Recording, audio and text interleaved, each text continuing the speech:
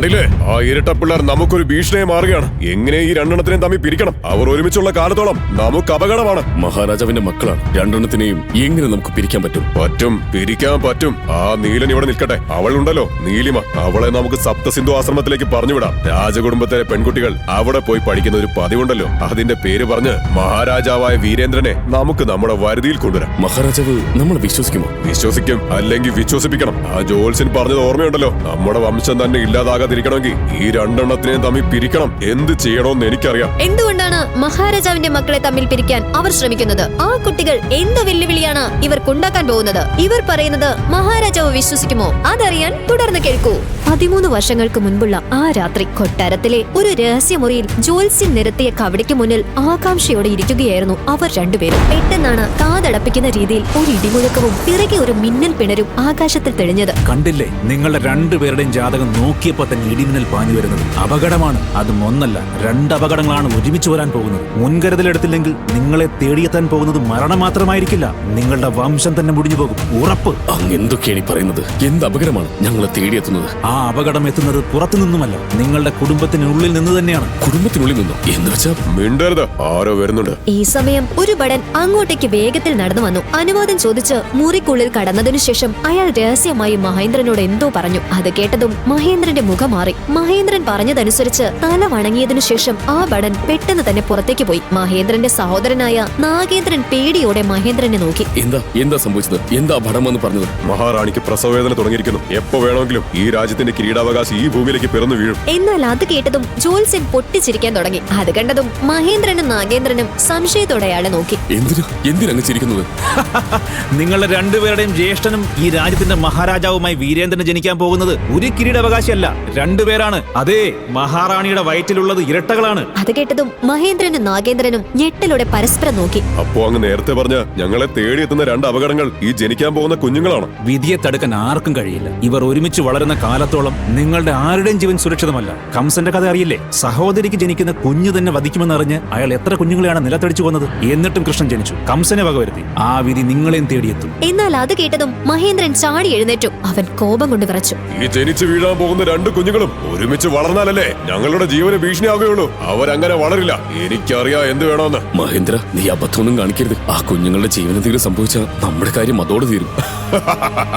അതിനാര് ആ പിള്ളേരെ ഇപ്പൊ കൊല്ലുന്നു? അവർ ഒരുമിച്ച് വളരില്ല എന്നല്ലേ ഞാൻ പറഞ്ഞത്? അതിനുള്ള വഴിയും എന്റെ മനസ്സിലുണ്ട്. ഈ രാജ്യം നമ്മളും നമ്മുടെ മക്കളും ഭരിക്കും. വീരേന്ദ്രന്റെ മക്കൾ എന്തിനാണ് ഈ ഭൂമിയിൽ ജനിച്ചു വീണതെന്ന് ആലോചിച്ച് സ്വയം ശപിക്കും. മഹേന്ദ്രനാണ് ഈ പറയുന്നത്. പെട്ടെന്ന് വീണ്ടും ആകാശത്ത് ശക്തമായ ഒരു ഇടിമുഴക്കം കേട്ടു. അതിന്റെ പശ്ചാത്തലത്തിൽ ഒരു സ്ത്രീയുടെയും 2 കുഞ്ഞുങ്ങളുടെയും കരച്ചിലും കേൾക്കാൻ തുടങ്ങി. അതെ, അവർ ജനിച്ചു കഴിഞ്ഞു. ഇനി എല്ലാം നിങ്ങളുടെ കയ്യിലാണ്. ഓരോ ചൂടും സൂക്ഷിച്ചു വേണം. മഹേന്ദ്ര, എന്താ നിന്റെ മനസ്സിലെ പദ്ധതി? എന്നാൽ ആ ചോദ്യത്തിന് മറുപടിയായി മഹേന്ദ്രൻ ഒന്ന് പൊട്ടിച്ചിരിക്കുകയാണ് ചെയ്തത്.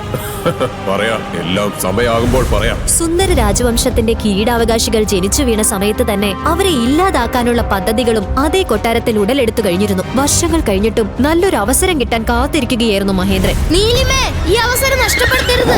ആ കടുവ നമ്മുടെ മുന്നിൽ തന്നെയുണ്ട്. നീ കാണുന്നതിന് മുമ്പ് തന്നെ ഞാനത് കണ്ടു നീല. കാടിനുള്ളിലൂടെ അതിവേഗം തങ്ങളുടെ കുതിരപ്പുറത്ത് കുതിക്കുകയായിരുന്നു നീലകണ്ഠനും നീലിമയും. രാജകൊട്ടാരത്തിൽ നിന്നും വേട്ടയ്ക്ക് ഇറങ്ങിയതായിരുന്നു ഇരുവരും. അടുത്ത നിമിഷം തന്നെ നീലിമ ഇടതുവശത്തു കൂടിയും നീലകണ്ഠൻ വലതുവശത്തു കൂടിയും ഓരോ അമ്പുകൾ പായിച്ചു. അത് ഒരേ സമയം ആ കടുവയുടെ കഴുത്തിന്റെ 2 ഭാഗങ്ങളിലായി തുളച്ചു കയറി. നിമിഷ നേരം കൊണ്ട് ആ കടുവ മരിച്ചു വീണു. വർഷം 12 കഴിഞ്ഞിരിക്കുന്നു. അമ്മയെ കുഞ്ഞുനാളിൽ തന്നെ നഷ്ടപ്പെട്ട വീരേന്ദ്രന്റെ മക്കളായ നീലകണ്ഠനും നീലിമയും എല്ലാ ആയോധന കലകളും പരിശീലിച്ചു തന്നെയാണ് വളർന്നുകൊണ്ടിരുന്നത്. മഹാരാജാവായ വീരേന്ദ്രന് അവരുടെ മേൽ എപ്പോഴും ഒരു കണ്ണുണ്ടായിരുന്നു. നാഗേന്ദ്രനും മഹേന്ദ്രനും അതിനിടയിൽ തങ്ങൾക്ക് പറ്റിയ ഒരു അവസരത്തിന് വേണ്ടി കാത്തിരിക്കുകയായിരുന്നു. ആ ജോൾസൻ പറഞ്ഞത് ശരിയാകുമെന്നാണ് തോന്നുന്നത്. ആ 2 പിള്ളേരും എല്ലാ കാര്യങ്ങൾക്കും ഒരുമിച്ചാണ്. നമ്മുടെ മക്കളെ പോലെ മൊണ്ണകളല്ല 2 പേരും. എന്തെങ്കിലും ചെയ്തേ പറ്റൂ.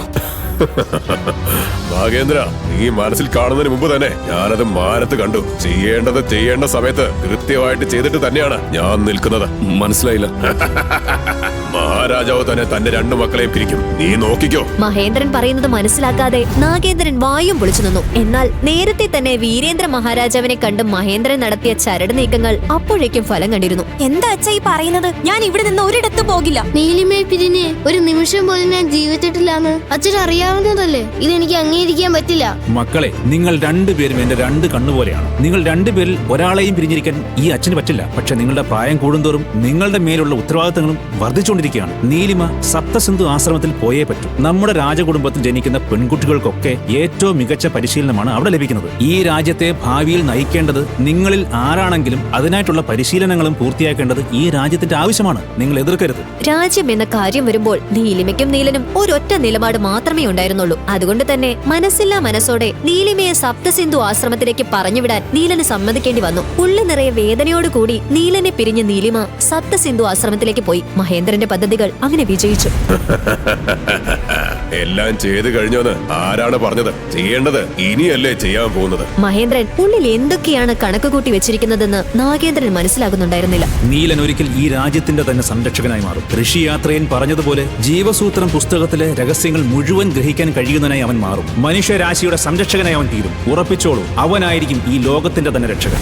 ഉറക്കത്തിൽ നിന്നും വീരേന്ദ്രൻ ഞെട്ടി എഴുന്നേറ്റു. താൻ സ്വപ്നം കണ്ടതൊക്കെ യാഥാർത്ഥ്യമായെങ്കിൽ എന്നയാൾ കൊതിച്ചു. കഴിഞ്ഞ ദിവസമാണ് നീലകണ്ഠൻ വളരെ ബുദ്ധിമുട്ടേറിയ മൂലധാര ചക്രത്തിന്റെ ഉന്നത പദവി സ്വന്തമാക്കിയത്. വെറും 13 വയസ്സ് മാത്രം പ്രായമുള്ള ഒരു ബാലന് ചിന്തിക്കാൻ പോലും സാധിക്കാനാവാത്ത നേട്ടമായിരുന്നു അത്. നീലകണ്ഠന്റെ അസാധ്യമായ പ്രകടനം നേരിട്ട് കണ്ട സുന്ദര നഗരത്തിലെ ജനങ്ങൾ എല്ലാവരും തന്നെ നീലകണ്ഠനെ തങ്ങളുടെ രക്ഷകനായി കണ്ട് ആരാധിക്കാൻ തുടങ്ങി. പക്ഷേ ഇതൊന്നും ഇഷ്ടപ്പെടാത്ത രണ്ടുപേരും ആ കൊട്ടാരത്തിനുള്ളിൽ തന്നെ ഉണ്ടായിരുന്നു. വീരേന്ദ്രന്റെ അർദ്ധ സഹോദരന്മാരായ മഹേന്ദ്രൻ തമ്പിയും നാഗേന്ദ്രൻ തമ്പിയും. ആ ചെറുക്കിന് എല്ലാവരുടെ മുന്നിൽ വലിയ ആള് കളിക്കാൻ തുടങ്ങിയിട്ട് കുറച്ച് നാളായി. ഇതിങ്ങനെ വിട്ടാ പറ്റില്ല.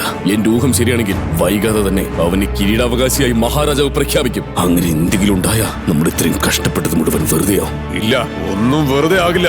അതിനല്ല ഇത്രയും വർഷം കഷ്ടപ്പെട്ടത്. നമ്മൾ വിചാരിച്ചതുപോലെ തന്നെ കാര്യങ്ങളൊക്കെ സംഭവിക്കാൻ പോവുകയാണ്. ഇനി അധികം കാത്തു നിൽക്കണ്ട. ഈ സമയത്താണ് ശക്തിക്കും പ്രതാപത്തിനും കീർത്തി കേട്ട അയൽ രാജ്യമായ ശ്യാമളദേശത്തെ ചക്രവർത്തി ശരണാനന്ദൻ മഹാരാജാവായ വീരേന്ദ്രനുമായി ഒരു സഖ്യം രൂപീകരിക്കാൻ താല്പര്യം പ്രകടിപ്പിച്ചത്. ആ ഒരു സഖ്യത്തിന്റെ പ്രതീകമായി അദ്ദേഹത്തിന്റെ 3 പെൺമക്കളിൽ ഒരാളെ സുന്ദര നഗരത്തിന്റെ കിരീടാവകാശിക്ക് വിവാഹം ചെയ്തു നൽകുമെന്ന് അയാൾ പ്രഖ്യാപിക്കുകയും ചെയ്തു. യുവരാജാവ് നീലകണ്ഠന്റെ കല്യാണം ഉറപ്പിക്കാൻ പോവുകയാണ് എന്നറിഞ്ഞ രാജ്യം മുഴുവൻ അതിന്റെ ആഘോഷങ്ങളിൽ മുഴുകിക്കഴിഞ്ഞിരുന്നു. ഇരു രാജകുടുംബങ്ങളും കൂടിച്ചേർന്ന് കല്യാണം ഉറപ്പിക്കാൻ തീരുമാനിച്ച ആ ദിവസമാണ് അത് സംഭവിച്ചത്. അച്ഛ, രാജസദസ്സിൽ എല്ലാരും വന്നു കഴിഞ്ഞു. അച്ഛൻ എവിടെയെന്നാണ് എല്ലാരും ചോദിക്കുന്നത്? അന്തപുരത്തിൽ എന്ത് ചെയ്തോണ്ടിരിക്കുകയാണ്? മഹാരാജാവിന്റെ അന്തപുരത്തിലേക്ക് നടന്നു വന്നുകൊണ്ടാണ് നീലൻ ഇത് ചോദിച്ചത്. അവൻ ആ വലിയ മുറിയുടെ വാതിലുകൾ തള്ളി തുറന്നു. ഈ സമയം അനന്തപുരത്തിന്റെ ഒരു മൂലയിൽ ഒരു വലിയ സിംഹാസനത്തിൽ ഒരാൾ പുറംതിരിഞ്ഞിരിക്കുന്നത് അവൻ ശ്രദ്ധിച്ചു. നീലൻ വേഗത്തിൽ അയാളുടെ അടുത്തേക്ക് നടന്നു ചെന്നു. ഈ സമയം കൊട്ടാരത്തിന്റെ പുറത്ത് വലിയ ആഘോഷങ്ങൾ ആരംഭിച്ചു കഴിഞ്ഞിരുന്നു.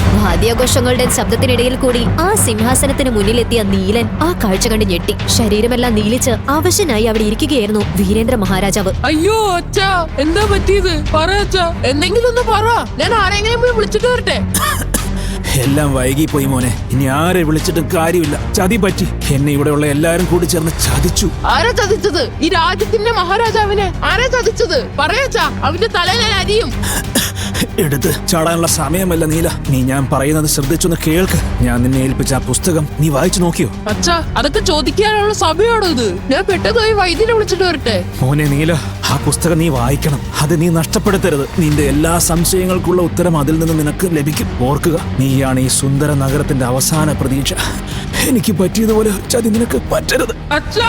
തന്റെ അച്ഛൻ തന്നെ വിട്ടുപോയി എന്ന സത്യം ഉൾക്കൊള്ളാനാകാതെ നീലകണ്ഠൻ അലറിക്കരഞ്ഞു. പെട്ടെന്നാണ് വാതിൽ ചവിട്ടി തുറന്നുകൊണ്ട് സൈനികരുടെ ഒരു സംഘം തന്നെ അകത്തേക്ക് കുതിച്ചെത്തി. അവരുടെ ലക്ഷ്യം നീലകണ്ഠനായിരുന്നു. അവർക്ക് പിന്നാലെ മഹേന്ദ്രനും നാഗേന്ദ്രനും എത്തി. പിതാവിന്റെ മരണത്തിൽ ദുഃഖത്തോടെ അലറിക്കരയുന്ന നീലനെ ആശ്വസിപ്പിക്കാനോ ദുഃഖം പ്രകടിപ്പിക്കാനോ അവർ ശ്രമിച്ചില്ല. പകരം എത്രയും വേഗം നീലകണ്ഠനെ തടവിലാക്കാൻ അവർ സൈനികരോട് ആവശ്യപ്പെട്ടു. എന്നെ വിടൂ, ഞാൻ ഒന്നും ചെയ്തില്ല. എന്നെ അച്ഛൻ ആരാണ് ഉപദ്രവിച്ചതെന്ന് എനിക്കറിയില്ല. അവരുടെ ഗൂഢാലോചനകളെ കുറിച്ച് അറിയാതിരുന്ന നീലകണ്ഠൻ അലറിക്കരഞ്ഞു. നിരപരാധിയായ നീലകണ്ഠൻ പല രീതിയിലും തന്റെ പ്രതിഷേധം പ്രകടിപ്പിച്ചു. മഹേന്ദ്രൻ തമ്പി ക്രൂരമായി ചിരിച്ചുകൊണ്ട് നീലകണ്ഠന്റെ നേർക്ക് ചുവട് വെച്ചു. അയാൾ അവന്റെ മുടിയിൽ കുത്തിപ്പിടിച്ചു. നിന്നെ ഇവിടെ വെച്ച് തന്നെ കൊന്നുകളയാനാണ് എനിക്ക് തോന്നുന്നത്. പക്ഷേ എന്തോ നിന്നെ കാണുമ്പോ എനിക്ക് അതിന് സാധിക്കുന്നുമില്ല. ഞാൻ ഒന്നും ചെയ്തിട്ടില്ല ചെറിയച്ഛ. ഞാൻ നിരപരാധിയാണ്. നമുക്ക് ദയവായി അച്ഛനെ വൈദ്യന്റെ അടുത്തേക്ക് കൊണ്ടുപോകാം. അദ്ദേഹം രക്ഷപ്പെടുമെന്ന് എനിക്ക് ഉറപ്പാണ്. കണ്ണീരോടെ നീലകണ്ഠൻ യാചിച്ചു. പക്ഷേ മഹേന്ദ്രൻ തമ്പി നീലകണ്ഠനെ കടന്നു പിടിച്ച് അവൻ അവന്റെ മുഖത്തേക്ക് ശക്തിയായി അടിച്ചു. നീ ചെയ്ത കുറ്റം എന്താണെന്ന് അറിയാമോ? നീ ഒരു രാജ്യദ്രോഹിയുടെ മകനാണ്. നിന്റെ അച്ഛൻ മരണപ്പെട്ടു. ആ സ്ഥിതിക്ക് അയാൾ ചെയ്ത പാവങ്ങൾക്കുള്ള ശിക്ഷ ഏറ്റുവാങ്ങേണ്ടത് നീയാണ്. നീ ഒരു തടവുകാരനായി ഇവിടെ കഴിയണം. എന്നെ ഒന്ന് കൊന്നു തരുമെന്ന് നീ യാചിക്കുന്ന ദിനം വരെയും നിന്നെ ഞാൻ ഇവിടെ തടവിലിടും. നിനക്കുള്ള ശിക്ഷ ഒട്ടും കുറയാതെ തരികയും ചെയ്യും. നീലകണ്ഠന്റെ മുഖത്തേക്ക് നോക്കി ക്രൂരതയോടെ മഹേന്ദ്രൻ പറഞ്ഞു. അയാൾ കണ്ണുകൾ കൊണ്ട് നൽകിയ സൂചന അനുസരിച്ച് സൈനികർ നീലകണ്ഠനെ അവിടെ നിന്നും പിടിച്ചു വലിച്ച് തടവറയിലേക്ക് നയിച്ചു. മോനെ, ഒന്നും ഇവിടെ കൊണ്ട് അവസാനിക്കുന്നില്ല. അടുത്തത് നിന്റെ പെങ്ങളാണ്. സപ്തസിന്ധു ആശ്രമത്തിൽ സുരക്ഷിതയായി കഴിയുന്ന അവളെയും ഞാൻ വെറുതെ വിടില്ലടാ. മഹേന്ദ്രനാണ് പറയുന്നത്. വലിയൊരു ചതിയുടെ തുടക്കമാണ് തന്റെ അച്ഛന്റെ മരണം എന്ന് തിരിച്ചറിഞ്ഞ നീലൻ ദേഷ്യം കൊണ്ട് വിറച്ചു. അവൻ എന്തും ചെയ്യാൻ അപ്പോഴേക്കും തയ്യാറായി കഴിഞ്ഞിരുന്നു. താൻ ആഗ്രഹിച്ചതുപോലെ എല്ലാം നടന്നു എന്ന സന്തോഷത്തിലായിരുന്നു മഹേന്ദ്രൻ. എന്നാൽ മഹേന്ദ്രൻ വിചാരിച്ചതുപോലെ കാര്യങ്ങൾ അത്ര എളുപ്പമായിരുന്നില്ല. സപ്തസിന്ധു ആശ്രമത്തിൽ എല്ലാ പരിശീലന മുറകളിലും ഏറ്റവും മികച്ച പ്രകടനം കാഴ്ചവെച്ച് അവിടുത്തെ ഏറ്റവും വലിയ മികച്ച യോദ്ധാക്കളിൽ ഒരാളായി നീലിമ അപ്പോഴേക്കും മാറിക്കഴിഞ്ഞിരുന്നു. പതിവ് പോലെ ആശ്രമത്തിൽ പരിശീലനം നടത്തുന്നതിനിടയിൽ പെട്ടെന്ന് ആകാശം കറുത്തിരണ്ട മേഘങ്ങളാൽ നിറയുന്നത് അവൾ ശ്രദ്ധിച്ചു. ജ്യോതിശാസ്ത്രത്തിലും നല്ല പാണ്ഡിത്യം അപ്പോഴേക്ക് സ്വന്തമാക്കി കഴിഞ്ഞിരുന്ന നീലിമയുടെ മനസ്സിൽ എന്തൊക്കെയോ ചിന്തകൾ വന്ന് നിറയുന്നുണ്ടായിരുന്നു. എന്താ എനിക്ക് സംഭവിക്കുന്നത്? ഹരിതാത്തിന് എന്തോ സംഭവിച്ചതുപോലെ ഒരു തോന്നൽ മനസ്സിനെ ആകെ ഉലയ്ക്കുകയാണല്ലോ. എന്തോ ഒരു മോശം വാർത്ത എന്നെ തേടിയെത്തുകയാണ്. എന്തായിരിക്കും അത്? നീലിമ കരുതിയതുപോലെ തന്നെ നീലിമയെ തേടി ആ വാർത്ത വന്നുകൊണ്ടിരിക്കുകയായിരുന്നു. നീലിമയെ തേടിയെത്തുന്ന വാർത്തയെ അവൾ എങ്ങനെയാകും സ്വീകരിക്കുക? നീലന്റെ ജീവിതത്തിൽ ഇനി എന്തൊക്കെയാകും സംഭവിക്കുക? നീലിമയെയും മഹേന്ദ്രൻ ചതിയിൽ വീഴ്ത്തുമോ? തന്റെ അച്ഛനെ കൊന്നവരോട് കണക്ക് തീർക്കാൻ അവർക്ക് സാധിക്കുമോ? സുന്ദര നഗരത്തിന്റെ നഷ്ടപ്രതാപം അവർ വീണ്ടെടുക്കുമോ? ഇത്തരത്തിൽ നിരവധി ചോദ്യങ്ങളുടെ ഉത്തരങ്ങൾക്കായി പോക്കറ്റ് FM ഓഡിയോ സീരീസ് ആയ മഹാഗാഥ ഇപ്പോൾ തന്നെ കേൾക്കാൻ ആരംഭിക്കൂ. Download the pocket FM app now.